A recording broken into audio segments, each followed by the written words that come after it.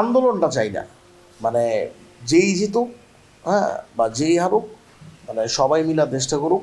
ঢাকা 6-এর আমি ভোটার, তো আমাদের ওইখানে একটু গ্যাসের সংকট, রাস্তাঘাট ভাঙা, এটা প্রবলেম।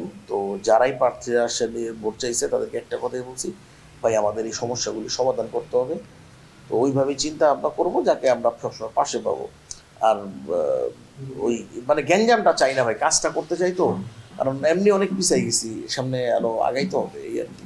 আমাদের তো ভাই কাজের জায়গা, আমরা কাজ করে খাই। আমাদের তো ওই 9টা টু 5টা পর্যন্ত আমাদের তো কোনো জব করি না যে আমাদের ওইভাবে স্যালারিটা পাবো। আমরা কাজ করলে টাকা পাই না, টাকা পাই না একদম।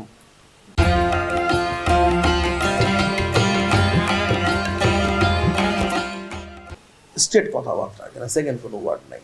তো আমরা ভাই কাজটা করতে চাই। যদি কোনো কারণে মনে করেন দেশে কোনো কন্দল লাগে, মানে কোনো ঝামেলা হয়, সেক্ষেত্রে সব থেকে বেশি এফেক্টেড হয় হচ্ছে মিডিয়ার মানুষরা।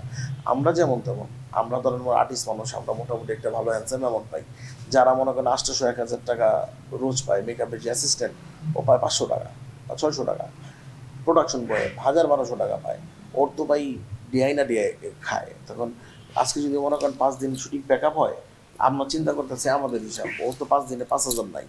হ্যাঁ, ও সংসার চলবে কেমন, আর পোলাপান স্কুলে যাবো কেমন, আর বাপের ওষুধ কিনবো কেমনে, ও ঘর ভাড়া দিব কেমনে, সেটা তো একটা ফ্যাক্ট।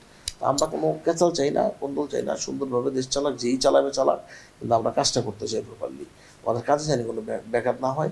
শুধু আমাদের জন্য না, মানে সব কর্মক্ষেত্রেই একটা দেশে গ্যাঞ্জাম লাগলে কিন্তু আমাদের সবার উপর একটা আলটিমেটলি একটা সমস্যা হয়ে দাঁড়ায়।